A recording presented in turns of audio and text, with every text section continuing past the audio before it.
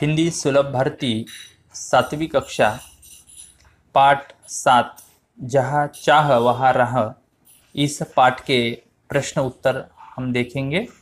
तो शुरू करते हैं। प्रश्न 1, किसने किससे कहा।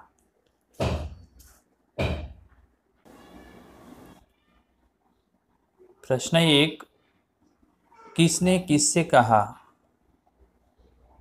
आज इतने विद्यार्थियों के अनुपस्थित रहने का कारण क्या है। गुरुजी ने विद्यार्थियों से कहा।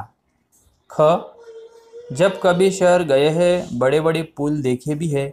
आशीष ने विद्यार्थियों से कहा। प्रश्न 2, कहानी के शीर्षक की सार्थकता बताओ।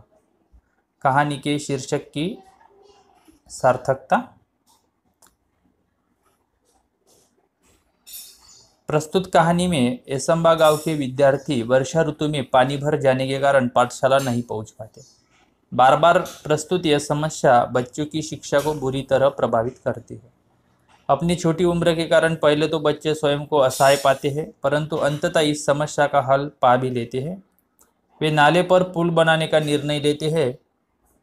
उनके इस उत्साह को देख ग्रामजन और शिक्षकगण भी उनके अभियान में साथ आ जाते हैं।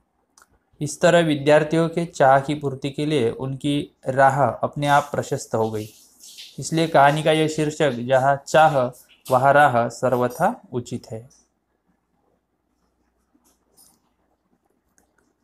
अब प्रश्न 3, आंखों देखी किसी घटना का वर्णन करो।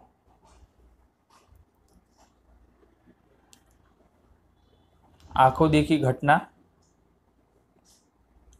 यह घटना गर्मी के छुट्टियों की है। मैं अपनी मामा जी के गांव गया था। मेरे मामा जी के गांव से कुछ किलोमीटर की दूरी पर एक जंगल था। मैं गांव में अपने मामा के बच्चों के साथ दिन भर खेतों में खेलता कूदता रहता था। मैंने किताबों में पढ़ा था कि गर्मी के दिनों में जानवर पानी एवं भोजन की तलाश में गांव की ओर आते हैं। एक दिन मैं रात के समय अपने मामा जी के साथ आंगन में सो रहा था। आधी रात को करीब 2-3 बजे मामा जी ने देखा कि एक जानवर हमारी ओर चला आ रहा था। मामा जी ने मेरे कान में कहा, बिल्कुल हिलना डुलना मत, सामने से भालू आ रहा है और मरे हुए लोगों को नुकसान नहीं पहुंचाता। जब तक मैं न कहूँ चुपचाप पड़े रहो। मैंने ठीक वैसा ही किया। भालू हमारे सिरहाने तक आ गया। मैंने उसके सांसों की आवाज़ सुनी। मामा जी ने मेरा हाथ पकड़ रखा था। भालू ने हमें सूंघा, पास ही बाल्टी में रखा पानी पिया और चला गया। भालू के जाने के बाद मामा जी ने मुझे जगाया। मैं बुरी तरह से डरा हुआ था। मामा जी ने मुझे समझाया कि कोई भी जानवर तब तक हमें नुकसान नहीं पहुंचाता जब तक हम उसे तकलीफ नहीं पहुंचाते।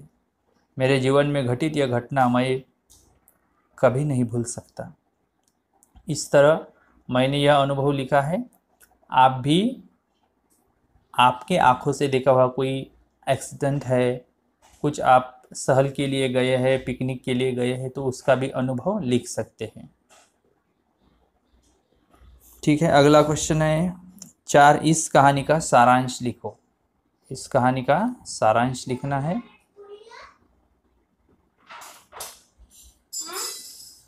जहाँ चाह वहाँ राह।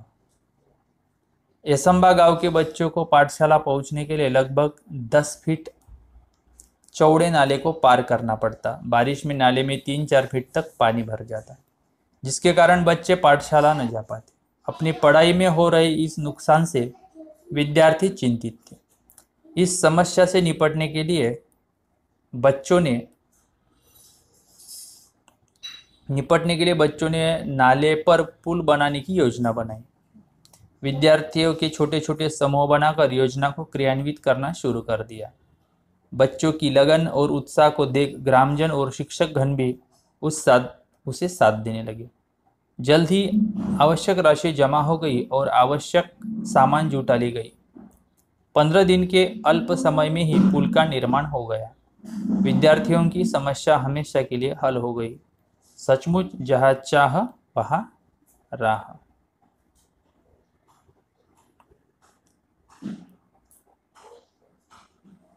अब हम अगला क्वेश्चन देखेंगे जो व्याकरण से संबंधित है।